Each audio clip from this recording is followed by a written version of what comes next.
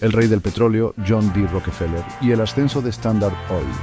John D. Rockefeller, un nombre sinónimo de inmensa riqueza y prácticas comerciales despiadadas, pasó de orígenes humildes a convertirse en una de las figuras más poderosas de la historia estadounidense. Su empresa, Standard Oil, establecida en 1870, llegaría a dominar la floreciente industria petrolera de finales del siglo XIX. Para la década de 1880, Standard Oil controlaba aproximadamente el 90% de la capacidad de refinación de petróleo en los Estados Unidos, lo que la convertía en un casi monopolio y a Rockefeller en uno de los hombres más ricos del mundo.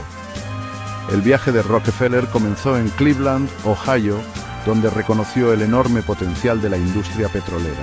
El petróleo, entonces un producto relativamente nuevo, se estaba convirtiendo rápidamente en esencial para la iluminación y el combustible. Rockefeller, con su aguda perspicacia para los negocios, vio la oportunidad de poner orden en la caótica industria. Se centró en la refinación, el proceso de convertir el petróleo crudo en productos utilizables como el queroseno. Su empresa, Standard Oil, rápidamente se ganó la reputación de ser eficiente y de calidad. Rockefeller fue meticuloso en su búsqueda de la reducción de costos y la racionalización de las operaciones. Esto le permitió ofrecer sus productos a precios más bajos, desplazando gradualmente a sus competidores. Comprendió que controlar el proceso de refinación era clave para controlar toda la industria. El ascenso de Standard Oil fue nada menos que meteórico. La ambición de Rockefeller no conocía límites y empleó una variedad de tácticas, algunas consideradas despiadadas, para lograr sus objetivos. Su historia es una historia cautivadora de ambición, innovación y el inmenso poder que ejercían los industriales durante la Edad Dorada de Estados Unidos. Dominando el mercado, estrategias de Rockefeller para el éxito. John D. Rockefeller fue un maestro estratega y su visión para los negocios jugó un papel fundamental en el dominio de Standard Oil. Entendió que controlar el flujo del petróleo, desde la producción hasta la refinación y la distribución, era crucial para maximizar las ganancias y eliminar la competencia. Una de sus estrategias más efectivas fue obtener un trato preferencial de los ferrocarriles.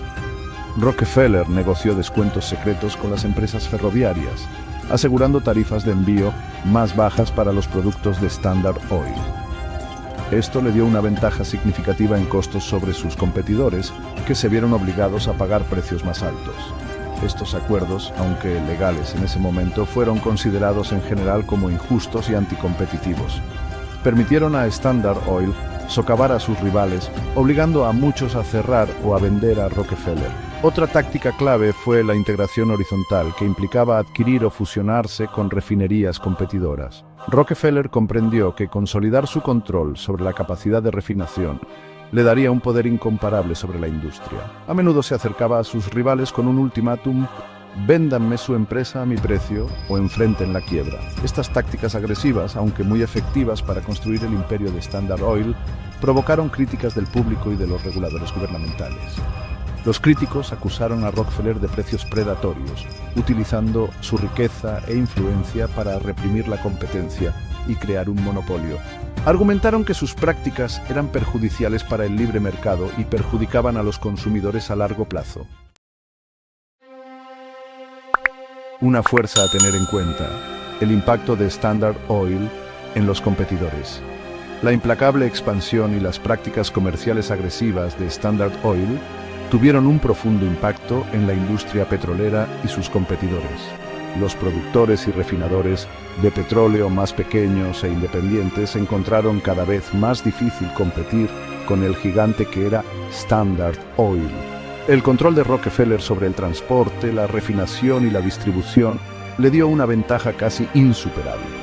Muchos competidores, enfrentados a la disminución de las ganancias y la amenaza de la quiebra, no tuvieron más remedio que vender a Standard Oil. Rockefeller, conocido por su astucia para negociar, a menudo adquiría estas empresas a precios muy por debajo de su valor real. Esto consolidó aún más su control sobre la industria, dejando cada vez menos actores independientes en el mercado. La desaparición de la competencia tuvo un efecto dominó en toda la industria petrolera. Con Standard Oil fijando los precios, los consumidores a menudo estaban a merced de las decisiones de precios de la empresa, mientras que Rockefeller argumentaba que sus operaciones eficientes le permitían ofrecer precios más bajos. Los críticos sostenían que la falta de competencia permitía a Standard Oil mantener los precios artificialmente altos, maximizando sus ganancias a expensas de los consumidores. El público, al ser testigo del creciente poder de Standard Oil y su impacto en los competidores, comenzó a expresar su preocupación por la influencia desenfrenada de la empresa. Este creciente sentimiento público sentaría las bases para la eventual intervención del gobierno, en forma de leyes antimonopolio. La batalla entre Standard Oil y aquellos que buscaban frenar su poder estaba a punto de llegar a un punto de inflexión. La marea cambia, indignación pública y escrutinio del gobierno. A medida que el dominio de Standard Oil crecía, también lo hacía la inquietud pública por el inmenso poder e influencia de la empresa. Periodistas y autores comenzaron a exponer las tácticas despiadadas empleadas por Standard Oil, pintando la imagen de una empresa que priorizaba las ganancias sobre la competencia leal y el bienestar de los consumidores. Ida Tarbell, una prominente periodista, jugó un papel fundamental en poner a la opinión pública en contra de Standard Oil. Su libro, La historia de la empresa Standard Oil, publicado en 1904, proporcionó una mordaz denuncia de las prácticas comerciales de Rockefeller.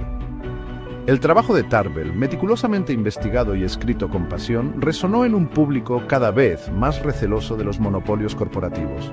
La protesta pública contra Standard Oil y otros grandes fideicomisos llevó a peticiones de intervención gubernamental. La ley Sherman antimonopolio, aprobada en 1890, fue promulgada para frenar el poder de los monopolios y promover la competencia.